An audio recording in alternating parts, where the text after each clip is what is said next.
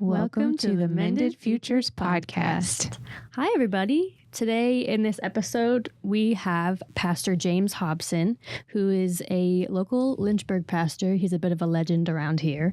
And he is just a picture of practical leadership of a church. He loves to encourage people and push people outside of their comfort zones. And you'll also hear how he teaches outside of his own comfort zone.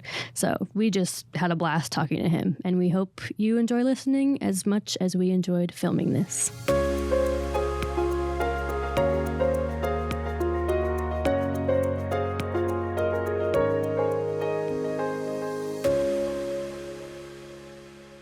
Hey, Taylor. Hey. Stop looking at me in that tone of voice. Whoa. We were told to throw that at you. Yes. Mm-hmm. How do y'all know these things? That's like insider. That's like real Hill That's City. Jacob Vanderbleek right there. Mm-hmm. That's I have a lot of my isms. And when I'm preaching, it's one of those, don't you look at me in that tone of voice. It's just, that's one of my things. That's, hey, kudos. Thank you. So brownie points for that. Good call. Good memory. So that's why you're here. We need the insider isms. Oh, Yeah. wow. So wait, what kind of situation would you say, don't look at me in that tone of voice? Oh, wow. What are the people doing at Hill City that would make you say such a thing? Yeah, it's that. Oh, it's a look. So it's probably it probably came after like me.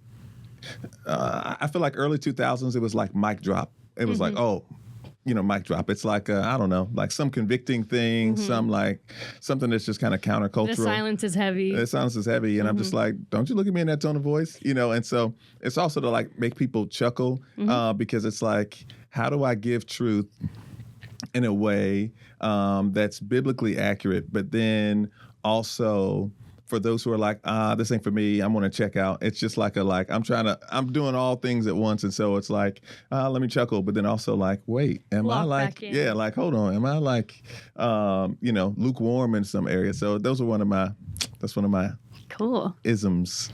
So I love it. If I wouldn't put on the spot, I could rattle them off. But you also I was like, where are you going with this? Yeah, that's real Hill City. I think one of the greatest forms of flattery is stealing something from people. So I'm going to theft is the greatest form of flattery. Yes, I'm going to steal that from you, and I will give you credit. Hey, I'll say it to my teenager. I wish I had known it when I was teaching ninth graders. We've said it to each other already today. Hearing it. There yes. we go. So thank you for that. Man, y'all have done your homework. I'm impressed. This is like, I need to step my game up if I ever step into the podcasting world. This is real. Thank you. Appreciate it. Yeah. So, oh no, I have the wrong list of questions. Oh, goodness. This is a good thing it's not live. Good thing it's not live. Yes. Great. Here we go. And you have to ask the first one. I already know what I'm going to ask. Are you going to tell him why you're asking it? Yes. Okay. So I came to Lynchburg in 2018 as a freshman in college. Yep. And just kind of church hopping as people do, going with my RA, going with, whoever has a car, right? Because there are 500. Yes. Yes. Unreal. Yeah. Not exaggerating. Yeah. Correct. So it was either freshman year or sophomore. It was pre-COVID, and that's all I know.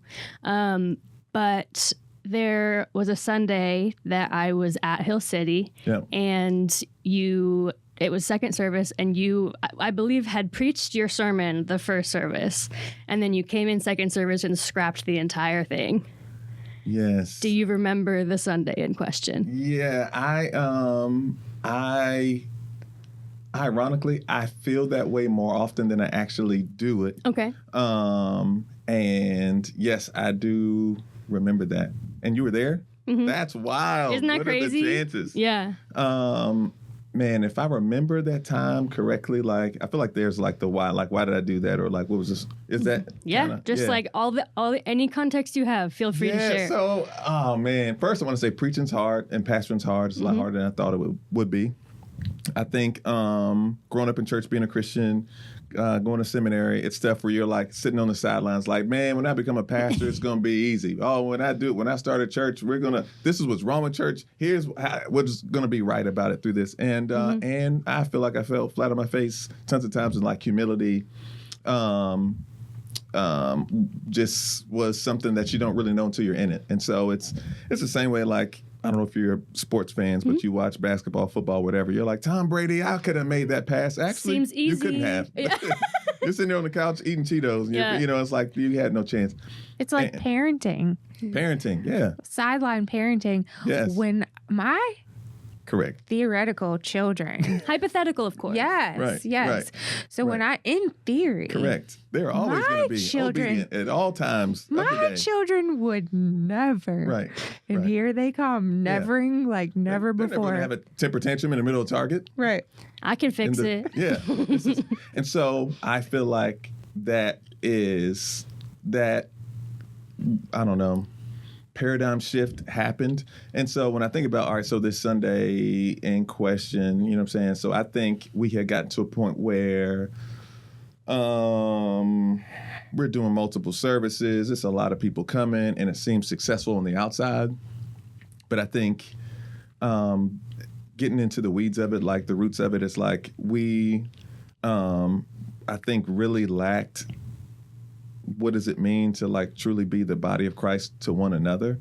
And so I think it was a like overflow of a frustration of like, guys, like we talk a big game, like we say we really like love one another, and we actively know of needs or situations happening with people, whether it's like not just anxiety has become a popular word, but like people who are like depressive, leaving church, not leaving their home, like just some real serious things. And then like people are like, I just need help, and just like us overlooking those needs because I don't know, like you I don't know, it just felt like it was just fake. It was like we were like, Yeah, you were playing house in a way. I'm like, no. So I'm like, hey, I'm done. Like, I'm done. So It was a come to Jesus. it was a come to Jesus moment, and I think a lot of people rose to the occasion. I think some others felt like it was like, you know, like that's their problem, whoever they, and not like it's our problem. It's like didn't see themselves as like I could be part of this solution, and I think those are painful times, but rewarding times because I don't always want to have to be the prophetic voice, the bearer of bad news, but it was kind of one of those like I'm done. It was very powerful. And I was with someone who, you know, they had grown up in the church and had their own faith, but had grown up in a specific type of church, and it was more of like a put your tie on and head out on Sunday, you know? And after that sermon, they were like, I've never seen anything like that before in a good way. Yeah. It's like that was incredibly refreshing.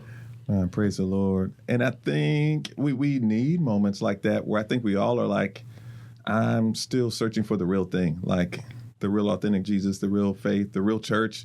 And it was one of those where I'm like, I just can't play anymore. Like, I feel like it's just, I'm done. I'm out. If this is it, like, we got to be, it has to be something more to this. We can do better. We can do better. And when you see, you know, from the outside, when you see a hill city, and there are churches like this in every city. Yeah. You're not alone, but the whole we can do better than this. Yeah. So when you get to where you have multiple services and the pews are full and, you know, it feels good. All right, what's the next level? Right. We can do better. Right. Right. Yeah. And I think there is, like, we shouldn't be comfortable. Like, there is a temptation to, like, oh, like, we've made it. Like, it's like, oh, this was it. And it was like, that actually wasn't God's standard. Like, it was like, all right, great. That's great. But, like, what are we measuring? Yeah. What are we measuring? You know what I'm saying? So I think now it could have been other things that led up to it that I'm not remembering. Sure. It could have been like these little things. And it was almost like this is the straw that broke the camel's back. And it's like, I quit. Like, and I want us all to say like, let's take an honest assessment of like, where are we? Like, what is going on? And I'm just going through the motions. I'm just, and when I read the scriptures, that's not, I don't, you know, I think Jesus would have done something similar. Like He goes into the temple, he's like flipping over tables. Why are y'all in here like trying to make $1 off of like people's spirituality? Like get these money changers out of here. And so it was definitely one of those moments. That was your proverbial flip. That was my proverbial flip. Yes. And she just happened to be there. Yeah. What are the chances? I literally wanted to ask you about that for like 6 years. Oh, wow. So thank you for coming. We're done here. All right, that's All right. it. See you. Levi, thanks. Appreciate you. Oh, You man. said yes to the call of full-time ministry in Lynchburg, Yes. Virginia. Yes. What does that look like, both day to day and also at the macro level? So what's it like to be Pastor James? Wow. Man, I got so many thoughts. One, so I'm from Lynchburg, born and raised here. Went to like EC Glass High School, public school, and my church experience, I definitely thought Christianity was dead. The church I went to, it was only 2 males in the church, Pastor Tucker and myself, and it was just like it was a lot of women there. But I felt like we were trying our best, and you almost feel like you're not making a dent. And we were on Park Avenue, and I was just like, hey, we go, like, Lord, we're trying. I happened to go, I was decent in athletics, happened to go to Liberty for a track and field, and that's the only reason I really went. I was a Christian at the time, but as big as it is, there is like a kind of love-hate relationship with the city of Lynchburg and LU. Yep. So it was never it's doing some amazing things, but it wasn't one of those schools where I was like trying to go to. So it was just athletics. How I got It wasn't there. your dream school. It was a practical thing. It was a practical thing. And that's probably common for a lot of people here and around the country. Yeah. All right. So I happened to go there. I don't know if y'all familiar with Convocation. So I go to Convocation, and worship service. Required. It's required. I didn't think that existed. So I'm looking at people, maybe the youngest is 17, but probably like 18 to 23, I don't know, 21, 20. I was like, what? The way that they worshiped. Yeah, and I think just the volume of young people worshiping the Lord. So when I talk about the church that I grew up in, like when we talk about young people, it was like the pastor's kids who were maybe 10 years younger than me, myself, and then a lot of kind of, I maybe say middle-aged women. And so there was like young people. You didn't see yourself in the church. There wasn't a youth group. No youth group, no, none of that. So it was just regular church. So I was just kind of like, this is nuts. I didn't know. People getting baptized in this dirty pond in the back, going on mission trips. And it was just kind of, I was like, wow, Lord, I didn't know you were still alive and active and working, moving. So I'm coming back to calling. So long story short, I guess it was, I was convicted after being there for undergrad, going there through seminary, and saying like, man, I don't see this vibrancy of Christianity in the heart of my city. I don't see this with my old classmates. I don't see this. Could there have been Christians that I graduated with or in my high school? Yeah, it had to have been. But when I didn't see people with their Bible open. I didn't see people inviting me to church. They weren't leading with that. Yeah, I just didn't. I was just like, man. So I was convicted to say, like, I know this much about the Lord. Why am I not doing something about it with a people group who I know needs this back in? So I think it has become popular to like plant churches here in Lynchburg, ironically. But for me, it was like, I didn't think it was popular. It was like, it was sexier to actually leave. Like, put me in a bigger city with a bigger name, and I was like, actually, I want to go, Memorial Avenue, our address, I think matters. Our location matters. And so when I think about calling, first and foremost, I don't think it was like, the first thing to me wasn't like become a pastor. It was first like I'm this saved on campus. Let me be this saved off campus. And so I play pickup basketball on 4th Avenue all the time.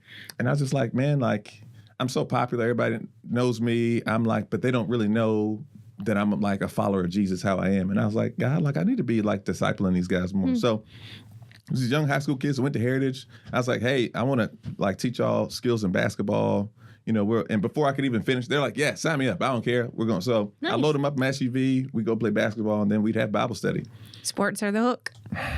Just drew them in. Like it was like, I mean, it was like taking candy from a baby. It was, it was, so I think when I think about calling, first I think about like, I don't think it has to be that romantic. I don't think it has to be that like grandiose or that like big P, like you don't have to be like pastor, missionary, whatever. There wasn't an angel.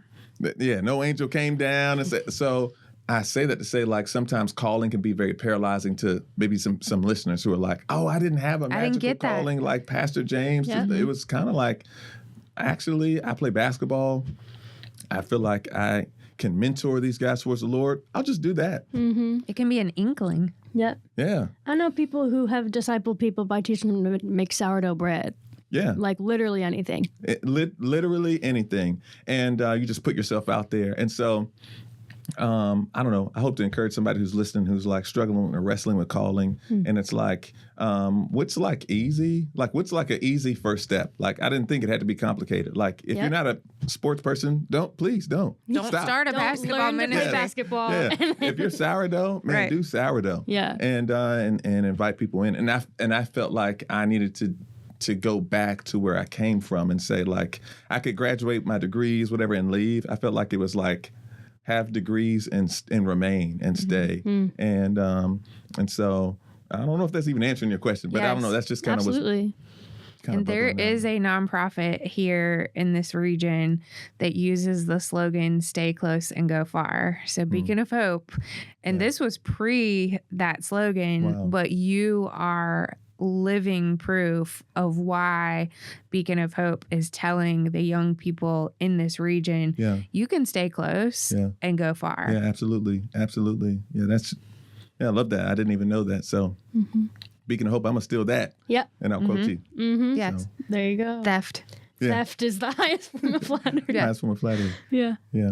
So I also remember around that same time as the, scrapping the sermon Sunday. Yeah. You and your family moved closer to the people that you were wanting to kind of serve as a mission field. Yes. So you moved into a different neighborhood. Yes. Do you want to tell us about that and how it's been going? Yeah. So I'm not, I feel like the timeline. Maybe I got it mixed up a little bit. Yeah. But more the story, we could live anywhere in Lynchburg.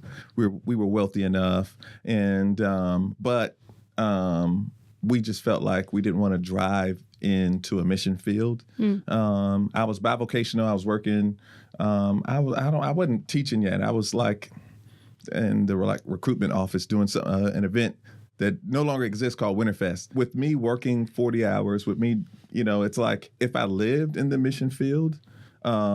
If my school district was their school district, if my neighbors were their neighbors, if these neighborhood issues were my neighborhood issues, I would care a whole lot more about these things. And so, we made that move, and we actually challenged others to say, like, man, like, leave the bubble. Like, praise the Lord for wherever you went. Forest. It's awesome. It's great. Right. I was like, man, and praise the Lord for it. I go, hey, would you live here? At the time, we were targeting Daniels Hill and Rivermont at that time. And we were like, hey, man, move in. And so at the time, some purchased, some rented, but we had 7 homes occupied. Wow. Where people like took the plunge and were like, yo, I'm diving in. And so when you have that many people make a commitment like that, you can actually make a meaningful impact. And so. And a lot of times, and this applies to outside of our region, a lot of times you talk about across the tracks, or we use one of my soapboxes, and I'll try not to stay up here long, is when we talk about zip codes. Yeah. Yep. Are you willing to live on the other side of the tracks? Right. Are you willing to live in the zip code? Right.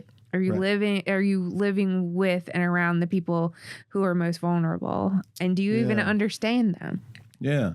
That's a big ask, but we kind of, because it is 24/7. And you did it. Yeah, absolutely. And we loved it. And actually, I think I had better neighbors then than even I do now. Wow. And so we're like, we moved maybe, 2 or 3 blocks away. And by the way, that neighborhood is actually now being gentrified, and it's totally changing. Wow. So I won't say how much we bought our home for, but it was like for dirt cheap and to be there and live there. But now, like, the downtown wealth, if I can say that, is spreading across that Rivermont Bridge and all this stuff. So that neighborhood's changing to where rent is no longer affordable. So like those who had affordable rent and maybe lower income housing now have to move further out of the city. And so I think there's a shift kind of happening where people are moving back into the heart of the cities. You know, downtown was like scary, and downtown is, I'm going to see somebody drug use. Downtown's now sexy. It's like, I want a loft and a this and a that. And so, and expensive. So I think there are going to be some changes that's going to happen. And so, but anyway, I say all that to say, one story I'll say is a couple in our church, the Omers, who have a heart for the global mission field, took the plunge and said, hey, before we go and say we'll be evangelistic and missional in some other place foreign from here, we want to do this now. So they purchased a home and dove in with us. And I think that was the great preparatory ground for them to say, like, this is what this would look like. And I'm not going to say I'll be evangelistic and missional then. I should be living that out now. And now they are serving on the field, and praise the Lord for them. But it started with, like, why can't I do that here? And I should be doing that here. And so, in your own neighborhood. In my own neighborhood. So yeah.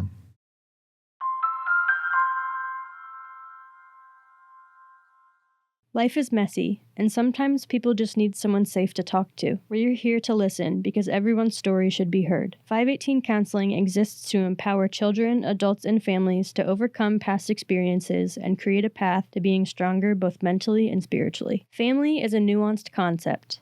518's family care team brings simple solutions to complex situations through professional intervention, interpersonal support, and parenting education. We strive for an outcome of mending families and keeping children safe. 518's Connect team equips and empowers volunteers with the training and support to serve confidently by matching their passions with opportunities. Our outreach is targeted to build partnerships with individuals, churches, agencies, and businesses. At Hat Creek Camp, we provide exceptional camp experiences with careful attention to the needs of youth, encouraging campers to grow through trust-based challenges and successes. It's a place to build relationships, inspire change, and transform lives.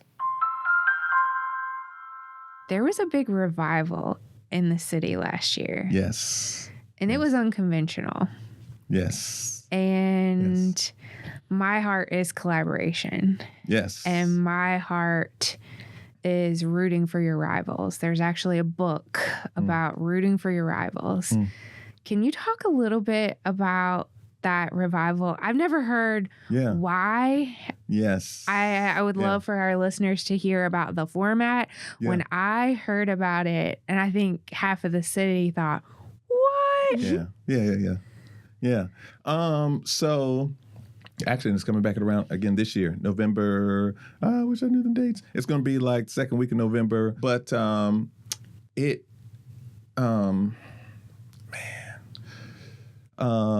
Christianity's hard. Yeah. Like we read it and we're like, oh, that's easy. But to live that out is really hard. So when you talk about rooting for your rivals and when you talk about unity, these are all biblical things. Like Jesus is like, love your neighbor. Jesus is like, pray that you be unified with one another, as unified as I am with the body of Christ.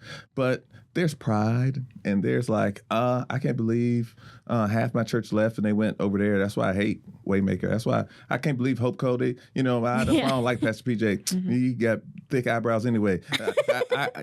Thomas Road, they're way too big for anybody.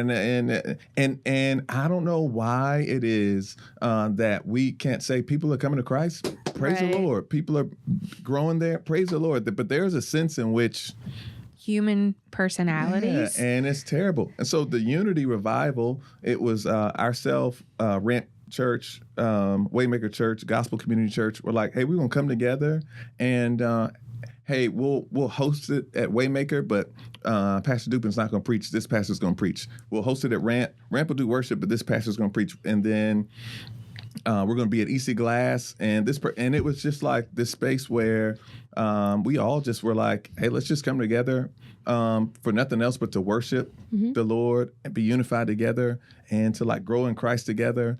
No other agenda than that, and it was awesome.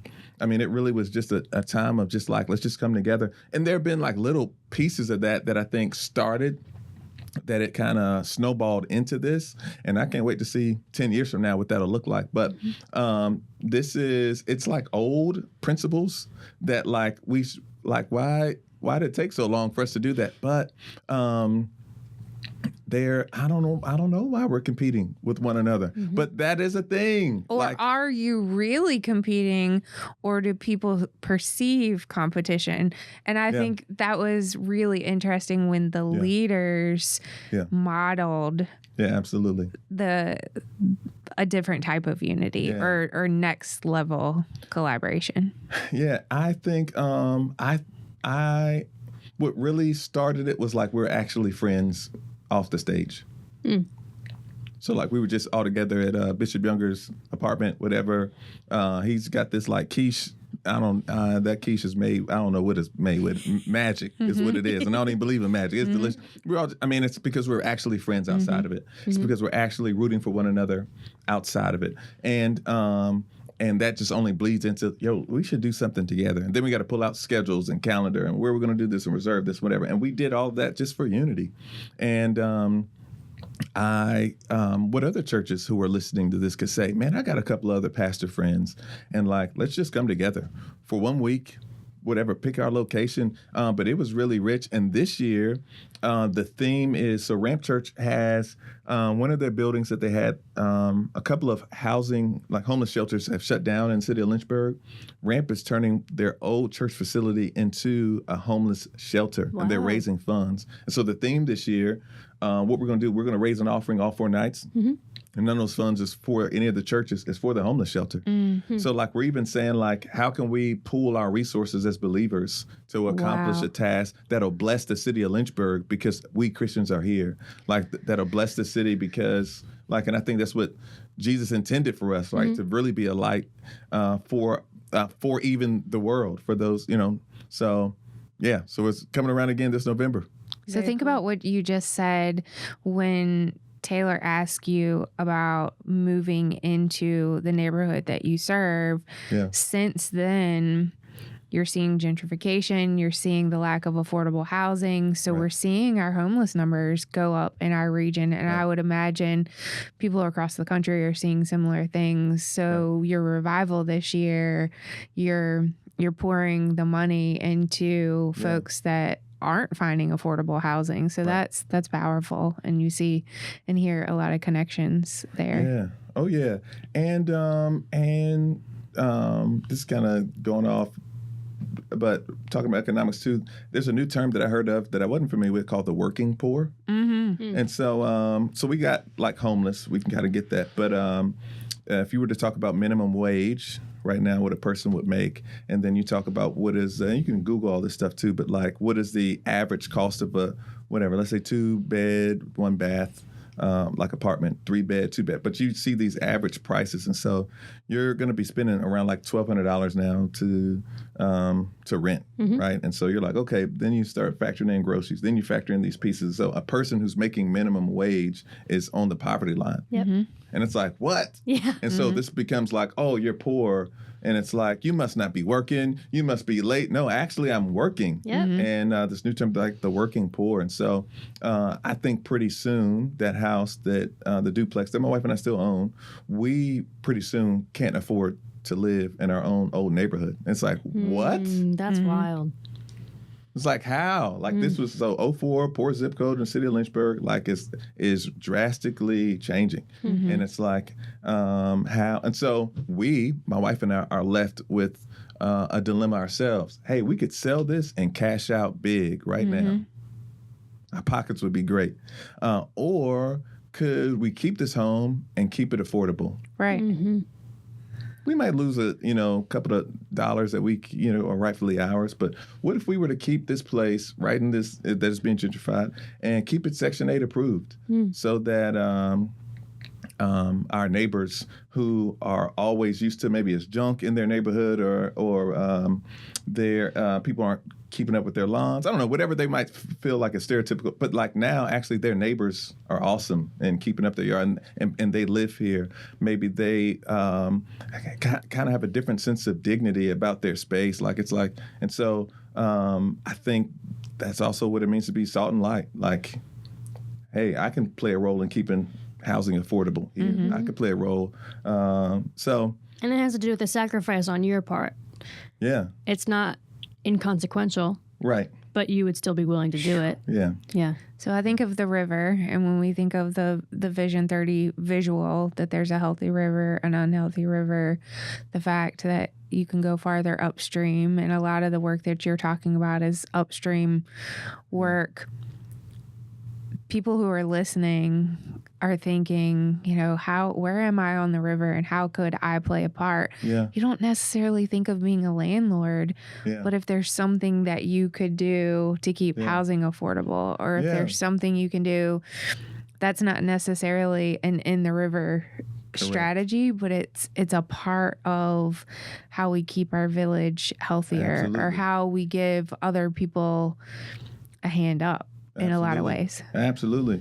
No, 100%. I think we all have resources. We all have gifts, talents, and abilities. And again, I don't think the Lord is asking us to do something like out of our wheelhouse. I think it's like, what's the easy next step? It's something that's right in your hands. It's something you're gifted at. And it's like, hey, you can do that. And I think we all have that in front of us. Like there is a next step, a logical next step.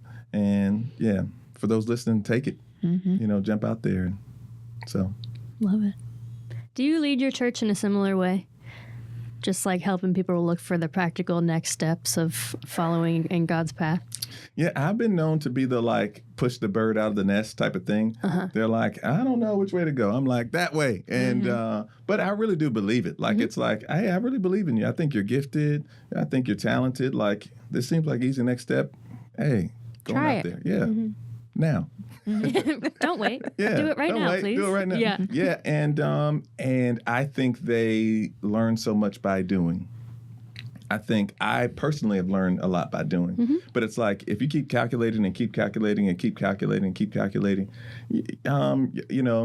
information is good. Don't get me wrong, but practice that. Put that into work. Put that into place. So it's been a ton of people I've said, hey, you preach. Hey, get out there. Hey, this is a speaking opportunity, and I got my man right here who's going to lead us. And I think they learn a lot through that process. But yes, I'm definitely one to say try it. Hey, jump out there. Hey, it's not rocket science. Just go do it. Just go do it. And I think though I am willing to fail. Oh, fail forward. Fail forward. Fail forward. Yeah. The phrase of the day. I say it all the time. So I always think about generations, and the adolescent species is my favorite species. But we had a guest on a previous episode talking about adventure-based mentoring and the are you seeing the parallels here to where teenagers will oftentimes get up on the high ropes course and they'll get stuck. But a teenager getting stuck, the record is an hour. Do you see a generational difference here? Because I think a lot of adults get stuck for years or decades. So when you try to push a bird out of the nest, are there some birds that don't want to leave the nest? Is there something generational or age? Or do you see any similarities there? Or why are we so comfortable? And is that a Christian thing? Yeah. Oh my gosh. You were on fire today. I wish I had my list of questions to go right back. That's really good. And now you. Yep. Comfort feels good. It's comfortable. It's comfortable, right? But I'm just is it a generational thing? Maybe. Comfort might look different between generations. I think, youth might, it might not be the same as a generation above, but it is still, there's some comfort there. And I just want to challenge people you really don't know unless you jump out there. You really don't know. And so you're afraid of something, you're afraid. And so when I come back to not being afraid of failure, getting somebody their first speaking engagement or getting somebody to lead an initiative or do something, they'll make some mistakes, but more often than not, they say, oh, wow, I didn't know I'd even have been that effective. Mm-hmm. And so the failure was minimal, but the success was in the macro. And it's like, oh, man. And then it's like, I'm glad I pushed you. Like, you would have never, like, you were like, oh, my gosh. And usually it's like, it's not as terrible as I thought it was. The failure was like, maybe a couple volunteers showed up late. And like, that's the only thing we look back at as a negative. Right. And so comfort is comfortable. But all right, so here's what I see in the younger generation about comfort. I even see it with my kids. And so my son Joaquin, he loves Cinnamon Toast Crunch and like Hawaiian rolls bread. That's like he's like, that's all I want to eat. And so I remember maybe the first time having him try steak and like a ribeye steak. Well, I mean, just seasoned it, cooked it well. And he's like, Dad, I'm not going to like it. And so he's like, his comfort was like, I've never tried it before. This would make me feel uncomfortable. Therefore, it's I know I'm not going to like it. I'm like, well, so I'm like trying all the like parent things. I'm going to take a little bit of yours. I'm like, oh, it's so good, so good. And he's like, like. Interesting. You know, like, I don't know. And then the sister tries it. Oh, the steak is great. And so he's like, and so. And in your mind, you're thinking, my kid would never be a picky eater. Correct. Right. No, he's going to eat what he's given and he's going to thank me for it. Right. And here we are. I know how to do this thing right from the sideline. But then he tries it and it's like, oh, wow. Now steak's one of his favorites. And I'm like, oh, we solved this. No, but the next time it's like, hey, try this. Dad, I'm not going to like it. And I'm like, Joaquin, we've done this before. Come on, don't you like steak? Steak's amazing. Well, didn't you never tried it before and you already said it's going to be terrible. Yeah, but that's steak. I knew it was going to be good and whatever. So it's like now I'm introducing him to something else. My wife who's Hispanic, some Latin food or some. And so every generation has their piece of which they're comfortable. And I think we got to find new ways. How do you find new ways of getting people out of their nest and out of the boat? And so I think there are different pastoral gifts. I think one of my gifts is a little more self-starter, apostolic. I think I'm maybe graced from God to help push people because I think in my pushing people, I'm also saying I'm willing to stand beside you as you go out there. So I'm not like, kick you out the nest and sucks for you, kid. As you say, it's like I'll catch you. Yeah, I'll catch you. I'll be there right beside you. And I'm not going to ask you to do something that I feel like was maybe life-threatening. I'm going to be there with you, and then let's learn, and then let's do it again. And so, but I think that's maybe something I'm gifted with, so. Absolutely. Yeah. So when we ask you the question, are you the product of a mended future? Do you know what that means? The podcast is called Mended Futures. So are you the product? I would say I'm a product of a mended future, but I never realized it until sitting down and asking the other people. My grandfather was orphaned because his mother died in childbirth with the 5th child. So he was an orphan. But you haven't seen the effects of his trauma. Within a generation, I had, 2 parents, a healthy, present mother, father, and I hadn't thought about how I'm the product of a mended future in many more ways than that. Oh my gosh. And for me, I've always worked in the teen space. I love prevention. Intervention's exhausting. It's necessary. Yes. But the fact that we can change some systemic issues or change generational curses within a generation. Yeah. So are you the product of, and if you don't want to share, that's okay. Are you the product of anything that's been mended? 100%. Oh my gosh. Sheesh. I can't tell you how much trauma's in my family. I mean, how much time we got? 3-4 hours. I can go on and on. I think, one thought that comes to my mind about us as a multi-ethnic church was ironic is, so my parents are 70s. This puts them in high school around the turn of school integration. Cool. Dunbar High School was all black school. And then it was like, we must go to EC Glass. Schools are integrating in a racially tumultuous time, right? Because my mother worked through her racial trauma, I didn't get carried into me, just like a natural hatred towards white people. Wow. Which, because she's also the first black female officer in the city of Lynchburg and Roanoke. You can search the record books and stuff. She's received recognition for that. But the racial, trauma she had to go through to just be accepted there. And just battles she's had to fight.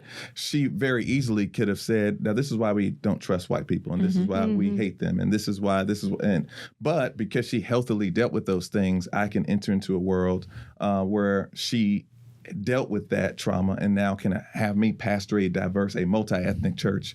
And so like that's a piece where that brokenness could have come onto another generation, and rightfully so. That wasn't like stuff she read about. That's stuff she's living. Right. Like she's living history, and she's like, hey, I'm aware enough to know there are a few bad apples, but this doesn't reflect the whole. There are a few officers who saw my ill as their gain, but that doesn't represent the whole. And I want you to not, walk around saying that, all people who look this way are now evil, but like, no, and differentiate the difference between them. That is a product of somebody who's dealt with theirs and didn't pass that on to me. And so I think that's a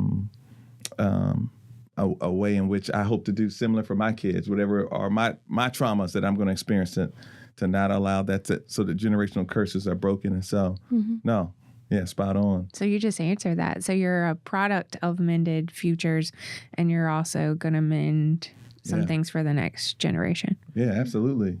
No, absolutely. And, I just, thank you guys for doing this podcast and for pulling in these kind of local heroes who are really killing it. Like the person who's like, I don't know if you said being a grandmother.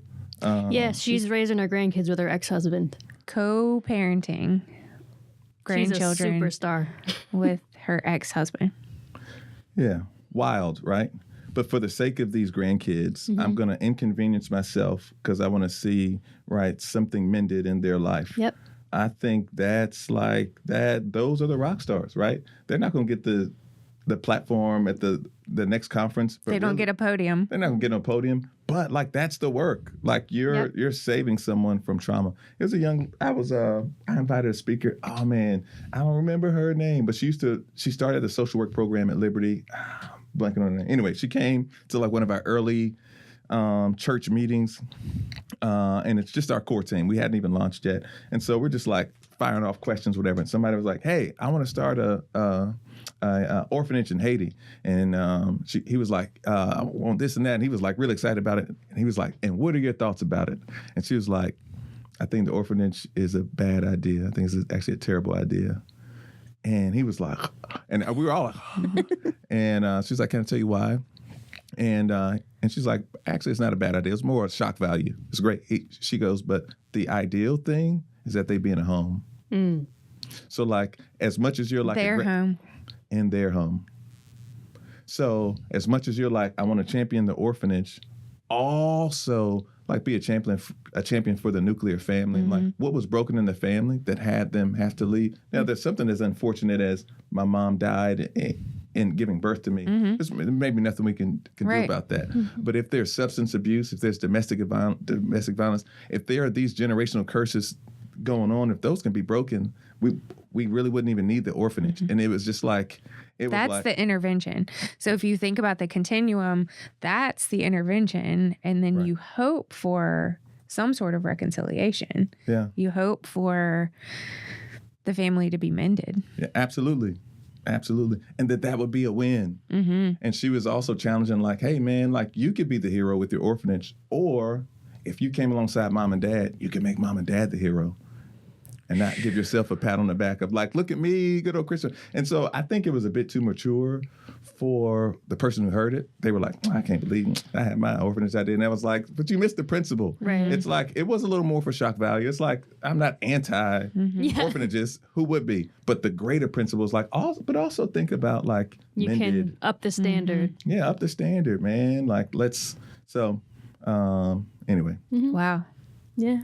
I mean, that aligns so much with the journey that 518's gone on. You know, as Patrick Henry, they used to have group homes, but now as 518 and before, but it's transitioned to programs of prevention rather than intervention. So when at all possible, because when you think about your own children, children want to be with their families when at all possible. Right. That's a big turn, though. If we could talk about that just for a minute. Sure, please. I'm going to tell you what. intervention gets a lot of money. Yep. Prevention don't sound as sexy. Doesn't look it either.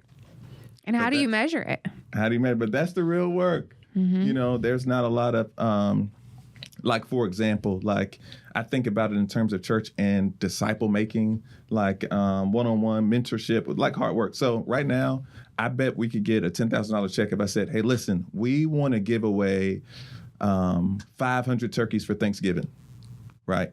And we want to intervene for this meal. And people are like, I'll write a check right now. It's like easy. I can, and it's one day done. It's tangible. It's tangible. Yeah. The harder work would be like, how do I teach this family how to budget? How can I come alongside them so that they could provide their own Thanksgiving dinner? It's like that's hours of work and time spent and whatever. And it's like, hey, I need a $10,000 check because I'm going to spend 12 weeks with somebody who might, and it may work out, might not work out. And they're like, it's all right. Do the turkey thing again. And so like, there's a sense in which it's like, hey, prevention is like this meaningful work that people just, it's not headline worthy. Yeah. But it should be. It's like, oh man, like we've got these group homes and it's like, that was the model, but like we want to shift the model because we want to be even more effective. And so I pray for anybody who's been supporting 518 from the beginning to keep on supporting 518 because that prevention work is like, I think, trying to say, how can we do even better? How can we step it up even more? So go farther and farther up the river. So because you're so motivating, I kind of want to go do whatever you say. Because you're so motivating, what would you say to your congregation, or what do you say to people listening about prevention? Because it's a real mindset shift to not be the hero.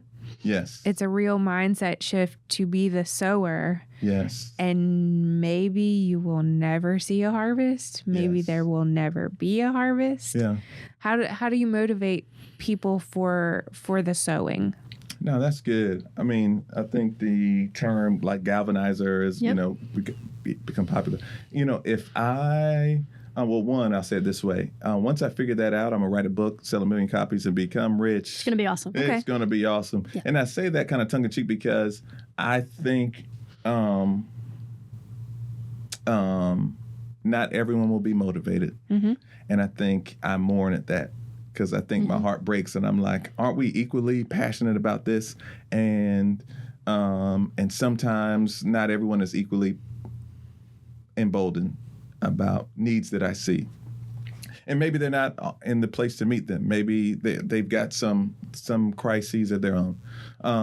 But when I think about like how I motivate our church body, I think sometimes what it takes for some people to move is heart. Sometimes it's like head. Sometimes it's hands. And the differences are like... Sometimes it's their pocketbook. Yeah. But all right, so unpacking those three, pocketbook included, would be like sometimes people need a game plan. And so it's like, yes, I'd be involved, but I didn't hear a clear strategy. And so some people are like, hey, if you were to minister to my head on the strategy, oh, yes, I'd be in on that. Some people...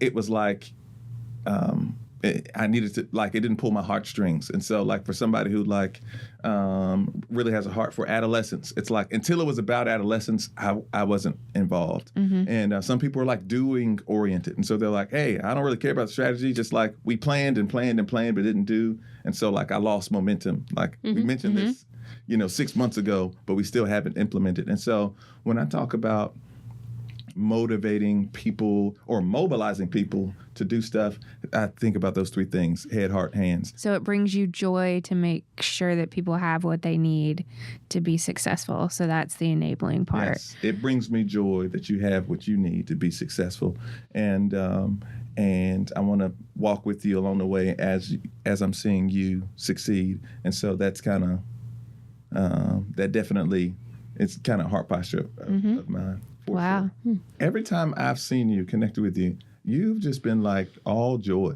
like 100% joy. That's true. And where does that come from? It's interesting to me that people listening may not always see joy. I I do think I choose positivity.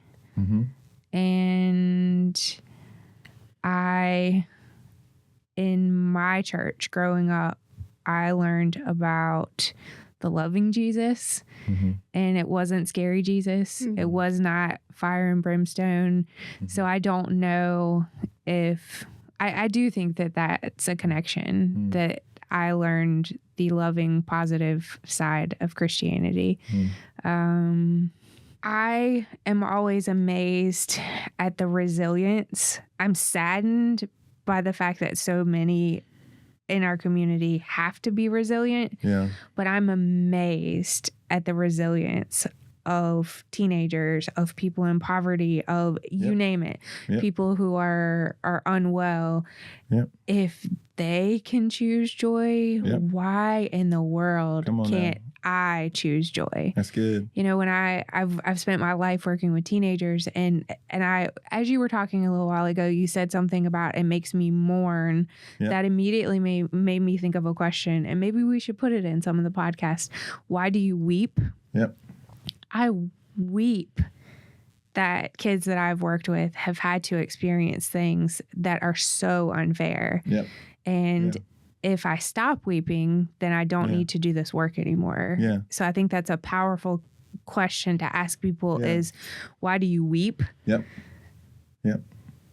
And if you don't weep, I don't know if you can feel joy in the same way. Yeah, I definitely think the two are tied together for sure.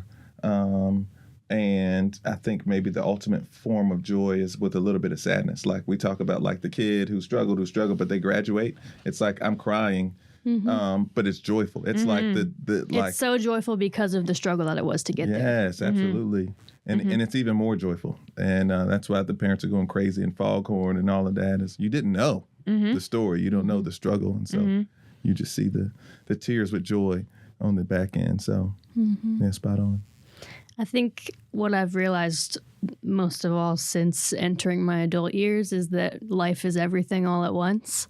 And there are so many people who are in the habit of waiting for joy or even putting off joy to get out of a season of struggle. For the weekends, for 5 o'clock in the afternoon, for vacations. You can't live like that. It's not real. So many people do. Don't live like that. Yeah, that's good. It'll always be everything. Yeah. Say that again, because I think there's a quote in that. So many people live for I forget how you started it off. I should have stopped you when you said it. No, you're good. So many people put off joy to wait for the struggle to end. Yes. That is, yes. And why can't they find little joys along the way? Just a little breath of air along the way. I always ask myself, and I try to model this for young people too, or just anybody that I'm trying to coach out of something. Will it matter in 5 minutes? Some things that derail your day won't even matter in 5 minutes. Right. And then take it farther. Will it matter in 5 hours? There are so many things. That won't matter in 5 hours, 5 days. If something matters for 5 months, it's pretty major. 5 years, same thing. But I just try to ask myself, will this matter in 5? And I think through the increments. And oftentimes, whatever we think is the struggle really isn't a struggle. It was just an inconvenience. Is there anything that we have not asked you that you would like to say on the air? No, this has been great. You guys are great. Thank you. You're Take great. the show on the road. You were great. Fun. Yeah. Let's do it. Let's do it. A tiny Immediately. house. Tiny house. RV. Come on, RV. I love it. You know, this is great. Thank you guys. Thank you for what you do. Thank you for listening to the Mended Futures Podcast, hosted by Allison Jordan and Taylor Melvin, produced by Liam Chafin, Sue England, Allison Jordan, Robert Day, Sully Jugar, and Taylor Melvin. You can find us on YouTube and wherever you get your podcasts. If you enjoyed today's episode, be sure to like, share, and subscribe to see more.